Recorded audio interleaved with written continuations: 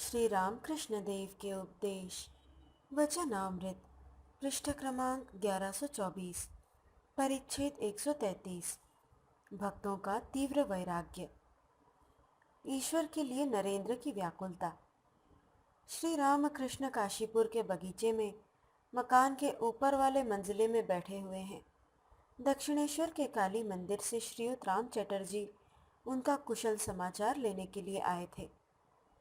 श्री रामकृष्ण मणि के साथ इसी संबंध में बातचीत करते हुए पूछ रहे हैं, क्या इस समय दक्षिणेश्वर में ठंडक ज़्यादा है? आज पौष कृष्णा चतुर्दशी सोमवार है, 4 जनवरी 1886। दिन के 4 बजे का समय होगा। नरेंद्र आए और आसन ग्रहण किया। श्री रामकृष्ण उन्हें रह रहकर देख रहे हैं और मुस्कुरा रहे हैं, मानो उनका स्नेह उछला जा रहा हो। श्री रामकृष्ण ने मणि से इशारे से कहा कि नरेंद्र रोए थे। फिर वे चुप हो गए।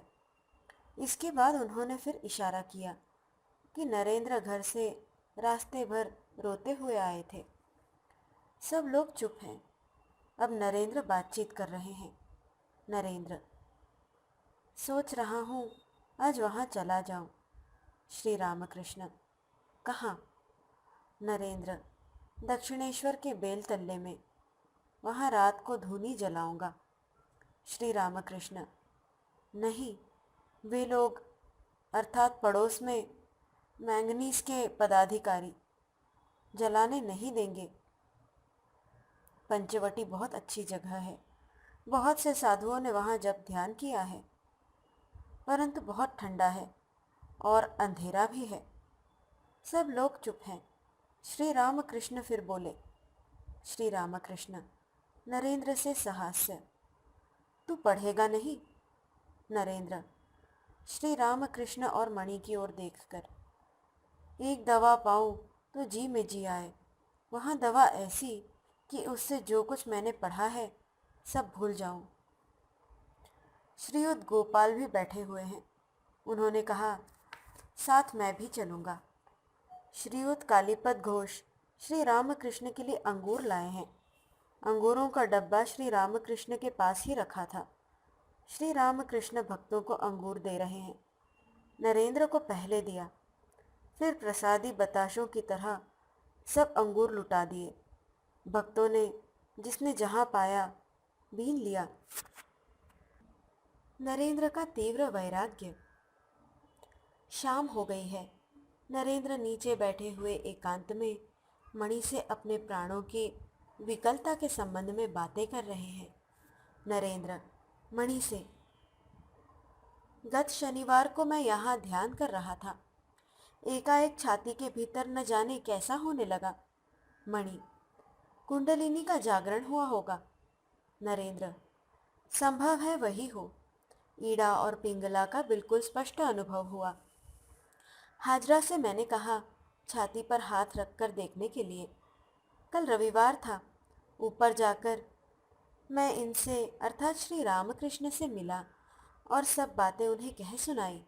मैंने कहा, सबकी तो बन गई, कुछ मुझे भी दीजिए। सबका तो काम हो गया और मेरा क्या न होगा?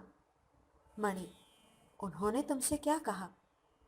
नरेंद्र: उन्होंने कहा, तू घर का कोई प्रबंध करके आ, सब हो जाएगा। तू क्या चाहता है? मैंने कहा, मेरी इच्छा है लगातार 3-4 दिन तक समाधि लीन रहा करूं। कभी कभी बस भोजन भर के लिए उठूं।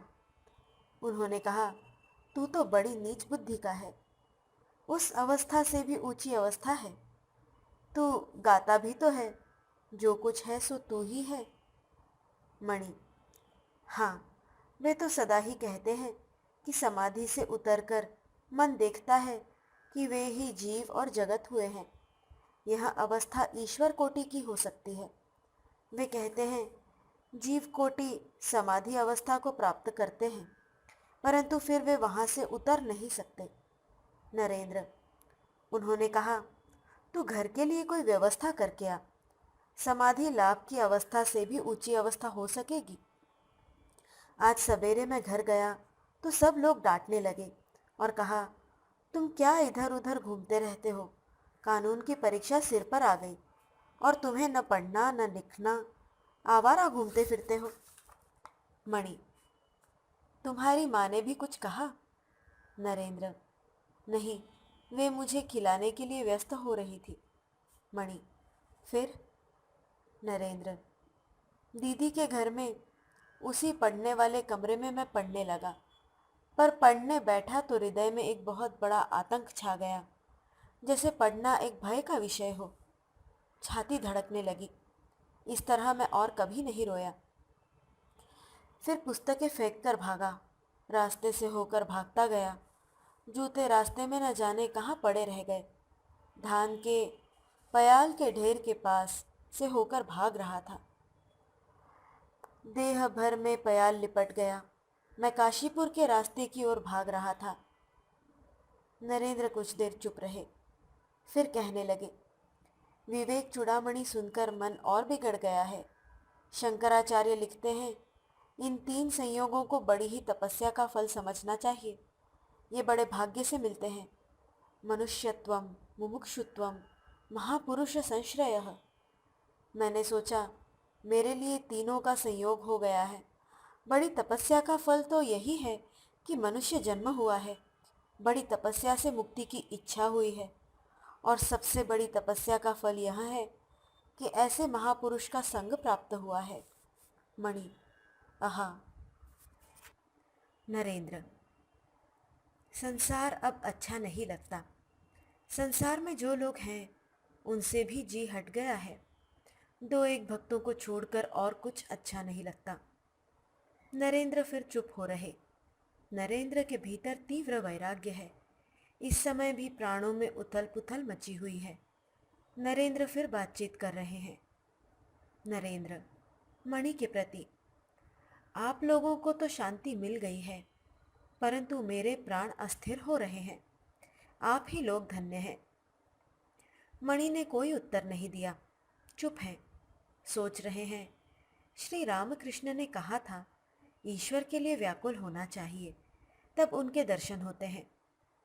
संध्या के बाद ही मणि ऊपर वाले कमरे में गए। देखा, श्री रामकृष्ण सो रहे हैं। रात के 9 बजे का समय है। श्री रामकृष्ण के पास निरंजन और शशि हैं। श्री रामकृष्ण जागे। रह रह कर वे नरेंद्र की ही बातें कर रहे हैं। श्री रामकृष्ण, नरेंद्र की अवस्था कितने आश्चर्य की है। देखो, यही नरेंद्र पहले साकार नहीं मानता था। अब इसके प्राणों में कैसी खलबली मची हुई है, तुमने देखा? जैसा उस कहानी में है। किसी ने पूछा था, ईश्वर किस तरह मिल सकेंगे? तब गुरु ने कहा, मेरे साथ चलो, मैं तुम्हें दिखलाता हूँ कि किस तरह की अवस्था में ईश्वर मिलते हैं।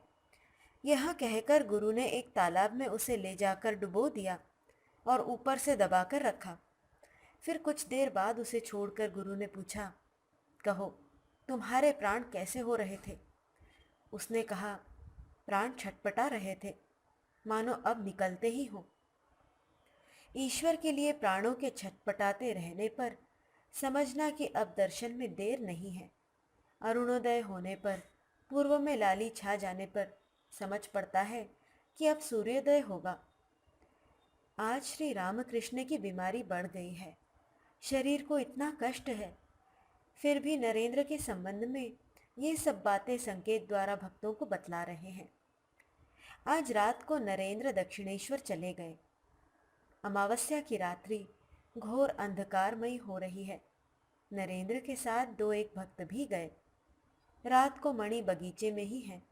स्वप्न में देख रहे हैं, वे सन्यासियों की मंडली के बीच में बैठे हुए हैं। भक्तों का तीव्र वैराग्य। दूसरे दिन मंगलवार है, 5 जनवरी। दिन के 4 बजे का समय होगा। श्री रामकृष्ण शैया पर बैठे हुए मणि से बातचीत कर रहे हैं। श्री रामकृष्ण, क्षीरोद अगर गंगा सागर जाए तो उसे एक कंबल खरीद देना। मणि, जी महाराज, जो आज्ञा। श्री रामकृष्ण, अच्छा, इन लड़कों को भला यहाँ क्या हो रहा है? कोई पुरी भाग रहा है, कोई गंगा सागर जा रहा है। सब घर छोड़ छोड़ कर आ रहे हैं। देखो ना नरेंद्र को, तीव्र वैराग्य के होने पर संसार कुआ तथा आत्मीय काले सांप जैसे जान पड़ते हैं। मणि, जी संसार में बड़ा कष्ट है। श्री रामकृष्ण, जन्म से ही नरक यंत्रणा होती है। देख रहे हो ना, बीवी और बच्चों को लेकर कितना कष्ट होता है। मणि, जी हाँ, और आपने कहा था बालक भक्तों को न किसी से लेना है न देना, इस लेन देन के लिए ही अटका रहना पड़ता है। श्री रामकृष्ण, देखते हो ना निरंजन को, उसका भाव है यहाँ ले अपना और इधर ला मेरा, बस, और कोई संबंध नहीं, और कोई खिंचाव नहीं। कामिनी कांचन, यही संसार है। देखो ना, धन होता है तो तुम्हें उसे भविष्य के लिए सुरक्षित रख छोड़ने की सूझती है। यह सुनकर मणि ठहाका मारकर हंसने लगे। श्री रामकृष्ण भी हंसे। मणि, रुपया निकालते हुए बड़ा हिसाब पैदा होता है। दोनों हंस पड़े। आपने दक्षिणेश्वर में कहा था, त्रिगुणातीत होकर अगर कोई संसार में रह सके तो हो सकता है। श्री रामकृष्ण, हाँ, बालक की तरह। मणि, जी, परंतु है बड़ा कठिन, बड़ी शक्ति चाहिए। श्री रामकृष्ण कुछ चुप हैं। मणि, कल वे लोग दक्षिणेश्वर में ध्यान करने के लिए गए, मैंने स्वप्न देखा। श्री रामकृष्ण, क्या देखा? मणि, देखा नरेंद्र आदि सन्यासी हो गए हैं, धूनी जलाकर बैठे हुए हैं, उनके बीच में मैं भी बैठा हुआ हूँ। श्री रामकृष्ण, मन से त्याग होने से ही हुआ, अगर ऐसा कोई कर सका तो वह भी सन्यासी है। श्री रामकृष्ण चुप हैं, फिर बातचीत कर रहे हैं। श्री रामकृष्ण, परंतु वासना में आग लगाओ, तब होगा। मणि, बड़ा बाजार में मारवाड़ियों के पंडित से आपने कहा था, मुझ में भक्ति की कामना है। भक्ति की कामना की गणना शायद कामनाओं में नहीं होती। श्री रामकृष्ण, जैसे हिंचे का साग सागों में नहीं गिना जाता, क्योंकि उससे पित्त का दमन होता है। अच्छा, इतना आनंद भाव था, वहाँ सब कहाँ गया? मणि, गीता में जो त्रिगुणातीत अवस्था लिखी है वही हुई होगी। सत्व रज और तमोगुण आप ही आप काम कर रहे हैं। आप स्वयं निर्लिप्त हैं, सत्वगुण से भी आप निर्लिप्त हैं। श्री रामकृष्ण, हाँ, जगन्माता ने मुझे बालक की अवस्था में रखा है। क्या अब की बार देह न रहेगी? श्री रामकृष्ण और मणि चुप हैं।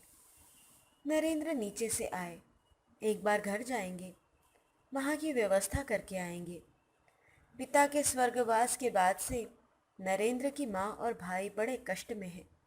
कभी कभी फाके भी हो जाते हैं।